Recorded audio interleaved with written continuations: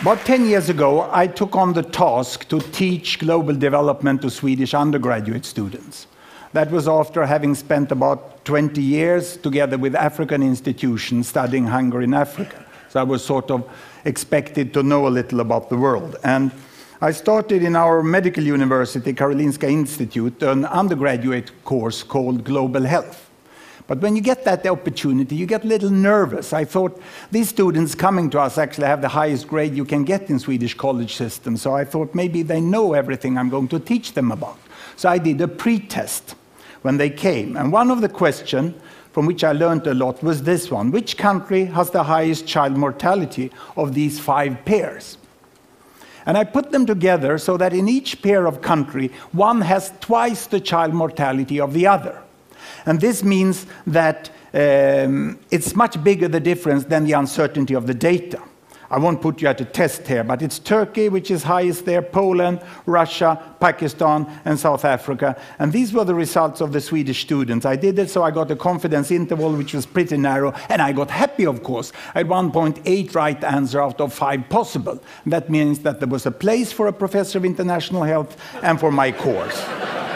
But one late night, when I was compiling the report, I really realized my discovery. I have shown that Swedish top students know statistically significantly less about the world than the chimpanzees. Because the chimpanzee would score half right. If I gave them 2 bananas with Sri Lanka and Turkey, they would be right half of the cases. But the students are not there. The problem for me was not ignorance, it was preconceived ideas. I did also an unethical study of the professors of the Karolinska Institute that hands out the Nobel Prize in medicine, and they are on par with the chimpanzee there. So this is where I realized that there was really a need to communicate, because the data of what's happening in the world and the child health of every country is very well aware. So we did this software which displays it like this. Every bubble here is a country. This country over here is China. And this is India. The size of the bubble is the population. And on this axis here, I put fertility rate. Because my students, what they said when they looked upon the world, and I asked them, what do you really think about the world? Well, I first discovered that the textbook was Tintin mainly. And they said the world is still we and them. And we is Western world, and them is third world. And what do you mean with Western world? I said, well, that's long life in small family. And third world is short life in large family. So this is what I could display here. I put fertility rate here, number of children per woman, 1, 2, 3, 4, up to about 8 children per woman. We have very good data since 1962, 1960 about, on the size of families in all countries. The error margin is narrow. Here I put life expectancy at birth, from 30 years in some countries up to about 70 years. And 1962, there was really a group of countries here that was industrialized countries, and they had small families and long lives. And these were the developing countries. They had large families and they had relatively short lives. Now, what has happened since 1962? We want to see the change. Are the students right? It's still 2 types of countries? Or have these developing countries got smaller families and they live here? Or have they got longer lives and live up there? Let's see. We start the world. And this is all UN statistic that has been available. Here we go. Can you see there? It's China. They're moving against better health. They're improving there. All the green Latin American countries, they are moving towards smaller families. The yellow ones here are the Arabic countries, and they get larger families, but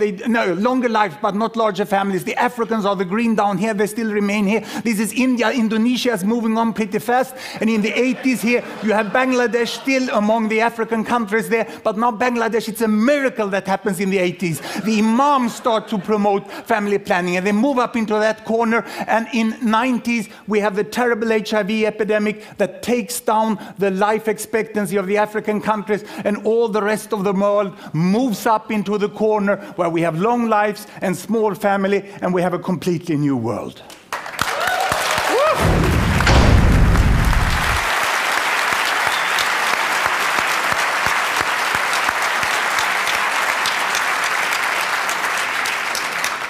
let me make a comparison directly between United States of America and Vietnam, 1964. America had small families and long life. Vietnam had large families and short lives. And this is what happens. The data during the war indicate that even with all the death, there was an improvement of life expectancy. By the end of the year, the family planning started in Vietnam, and they went for smaller families. And the United States up there is getting for longer life, keeping family size. And in the 80s now, they give up communist planning and they go for market economy, and it moves faster even than social life. And today we have in Vietnam the same life expectancy and the same family size here in Vietnam 2003 as in United States 1974 by the end of the war. I think we all, if we don't look in the data, we underestimate the tremendous change in Asia, which was in social change before we saw the economical change. So let's move over to another way here in which we could display the distribution in the world of the income. This is the world distribution of income of people. $1, $10, or $100 per day. There's no gap between rich and poor any longer. This is a myth. There's a little hump here. But there are people all the way. And if we look where the income ends up, the income, this is 100% of world's annual income. And the richest 20%, they take out of that about 74%. And the poorest 20%, they take about 2%. And this shows that the concept developing countries is extremely doubtful. We sort of think about aid, like these people here giving aid to these people here. But in the middle, we have most of the world population. And they have now 24% of the income. We heard it in other forms. And who are these? Where are the different countries?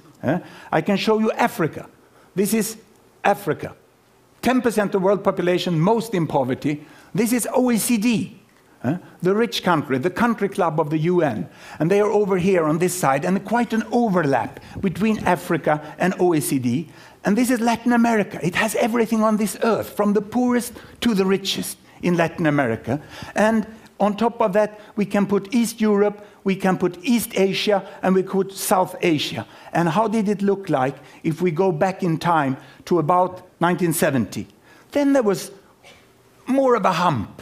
And we have most who lived in absolute poverty were Asians.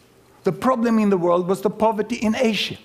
And if I now let the world move forward, you will see that while population increase, there are hundreds of millions in Asia getting out of poverty, and some others get into poverty. And this is the pattern we have today. And the best projection from the World Bank is that this will happen.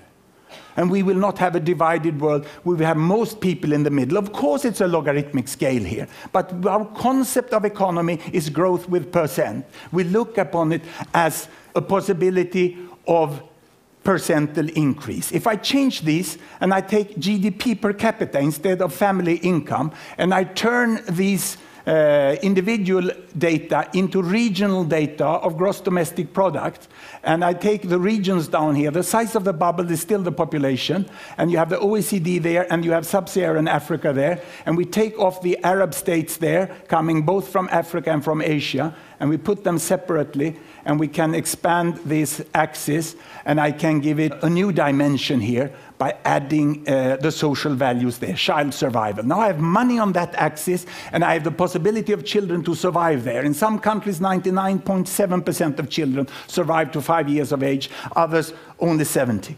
And here it seems that there is a gap between OECD, Latin America, East Europe, East Asia, Arab states, South Asia, and sub-Saharan Africa. The linearity is very strong between child survival and money. But let me split sub-Saharan Africa. Health is there, and better health is up there. I can go here, and I can split sub-Saharan Africa into its countries. And when it bursts, the size of each country bubble is the size of the population. Sierra Leone down there, Mauritius up there. Mauritius was the first country to get away with trade barriers, and they could sell their sugar, they could sell their textiles on equal terms as the people in Europe and North America. There's a huge difference between Africa, and Ghana is here in the middle. In Sierra Leone, humanitarian aid. Here in Uganda, development aid. Here, time to invest. There you can go for holiday. It's a tremendous variation within Africa, which we very often make that it's equal everything. I can split South Asia here. India is the big bubble in the middle, but huge difference between Afghanistan and Sri Lanka. And I can split Arab states. How are they? Same climate, same culture, same religion, huge difference. Even between neighbors. Yemen, civil war, United Arab Emirates money, which was quite equally and well used. Not as the myth is. And that includes all the children of the foreign workers who are in the country. Data is often better than you think. Many people say that data is bad. There is an uncertainty margin. But we can see the difference here, Cambodia, Singapore. The differences are much bigger than the weakness of the data. East Europe, Soviet economy for a long time, but they come out after 10 years very, very differently. And there is Latin America. Today we don't have to go to Cuba to find a healthy country in Latin America. Chile will have a lower child mortality than Cuba within some few years from now. And here we have high-income countries in OECD, and we get the whole pattern here of the world, which is more or less like this. And if we look at it, how it looks the world, in 1960, it starts to move, 1960. This is Mao Zedong. He brought health to China. And then he died, and then Deng Xiaoping came and brought money to China and brought them into the mainstream again. And we have seen how countries move in different directions like this. So it's sort of difficult to get an example country which shows the pattern of the world. But I would like to bring you back to about here at 1960. And I would like to compare South Korea, which is this one, with Brazil, which is this one. The label went away for me here. And I would like to compare Uganda, which is there. And I can run it forward like this. And you can see how South Korea is making a very, very fast advancement, whereas Brazil is much slower. And if we move back again here, and we put on trails on them like this, you can see again that the speed of development is very, very different. And the countries are moving more or less in the same rate as money and health. But it seems you can move much faster if you are healthy first than if you are wealthy first. And to show that, you can put on the way of United Arab Emirates. They came from here. A mineral country. They catch all the oil, they got all the money, but health cannot be bought at the supermarket. You have to invest in health. You have to get kids into schooling. You have to train health staff. You have to educate the population. And Sheikh Zayed did that in a fairly good way. And in spite of falling oil prices, he brought this country up here. So we got a much more mainstream appearance of the world, where all countries tend to use their money better than they used in the past. Now, this is more or less if you look at average data of the countries. They are like this. Now, that's dangerous to use average data because there's such a lot of difference within countries.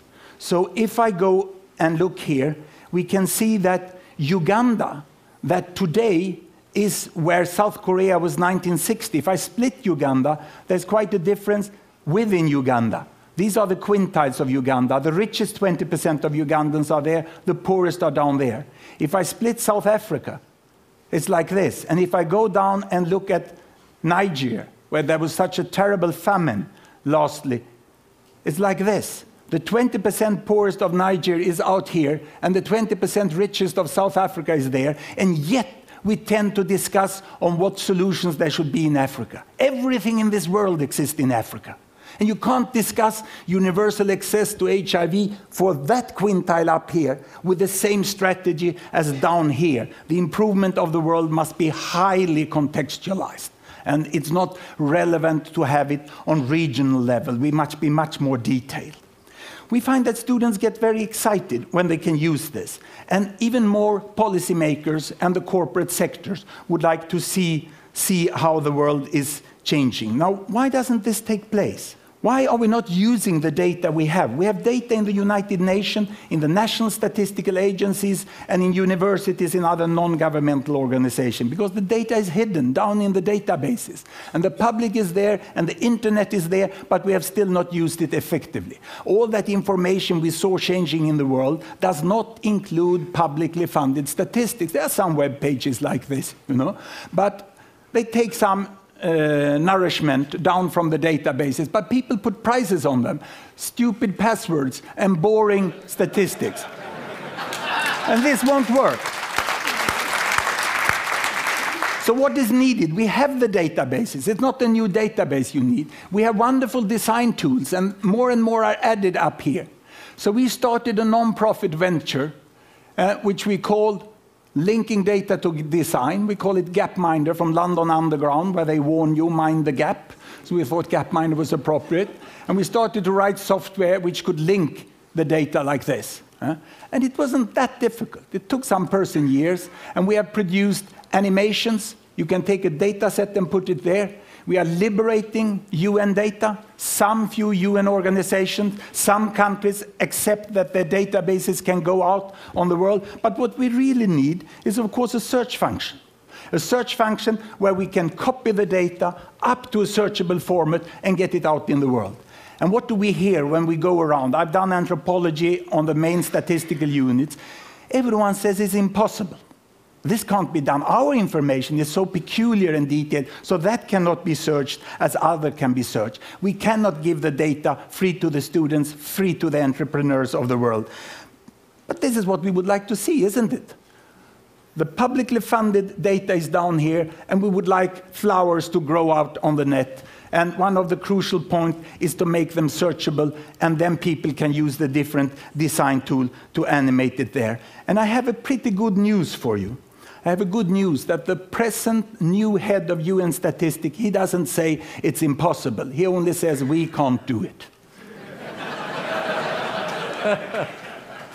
And that's a quite clever guy. Huh? So we can see a lot happening in data in the coming years. We will be able to look at income distributions in completely new ways. This is the income distribution of China, 1970. This is the income distribution of the United States, 1970. Almost no overlap. Almost no overlap. And what has happened? What has happened is this, that China is growing, it's not so equal any longer, and it's appearing here, overlooking the United States, almost like a ghost, isn't it? Huh? It's pretty scary.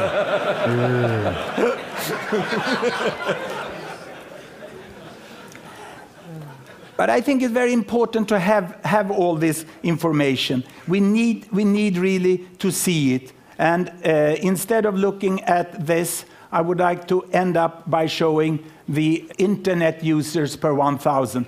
In this software, we access about 500 variables from all the countries quite easily. It takes some time to change for this. But on the axes, you can quite easily get any variable you would like to have. And the thing would be to get up the databases free, to get them searchable, and with a second click to get them into the graphic formats where you can instantly understand them. Now, the statisticians doesn't like it because they say that this will not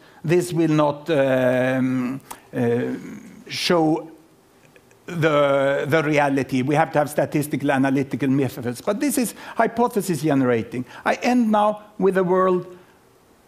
There the internet are coming, the number of internet users are going up like this. This is the GDP per capita, and it's a new technology coming in, but amazingly how well it fits to the economy of the countries. That's why the $100 computer will be so important. But it's a nice tendency. It is as if the world is flattening off, isn't it? These countries are lifting more than the economy. And it will be very interesting to follow this over the year, as I would like you to be able to do with all the publicly funded data. Thank you very much.